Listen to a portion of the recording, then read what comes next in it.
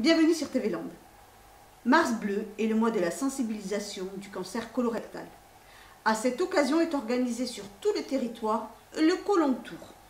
Un tour de France pour une approche ludique et pédagogique avec une structure gonflable représentant un colon géant qui a fait escale durant 2 jours dans le hall du Grand Mail à Saint-Paul-les-Dax. Pour sensibiliser la population au dépistage du cancer colorectal, des élèves infirmiers de seconde année proposaient aux passants un voyage à l'intérieur d'un côlon de 12 mètres de long.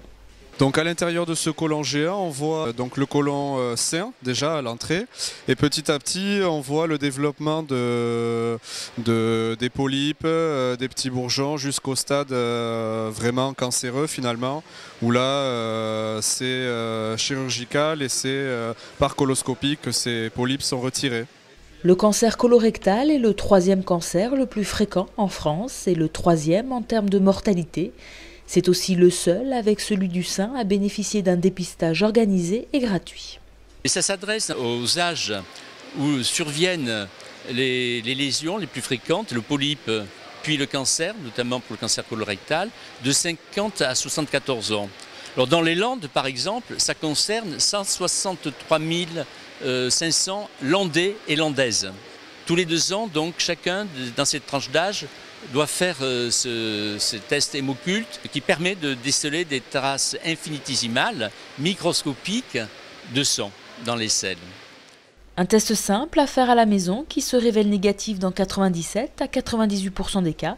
Et si toutefois celui-ci est positif, une coloscopie s'impose. Cette coloscopie permet de déceler un cancer sur 10 examens. Dans 3 cas, on décèle des polypes. 6 fois sur 10, la coloscopie est normale. Donc on a fait ce qu'il fallait pour sa santé. Et quand on décèle un cancer, aujourd'hui, grâce à cette surveillance régulière, c'est un cancer le plus souvent diagnostiqué très tôt. Et dépisté tôt, le cancer colorectal peut être guéri. C'est pourquoi il est important de répondre favorablement à l'invitation du centre de dépistage. Je regardais des statistiques des années 2005. On notait qu'à l'époque, on décelait plus de 50% de cancers à un stade avancé, stade de ganglion, au-delà de la paroi, stade de métastase. Aujourd'hui, en 2011, 70% des cancers colorectaux, grâce au dépistage, entre autres, sont dépistés à un stade précoce, stade de 1 à 2. La différence est énorme.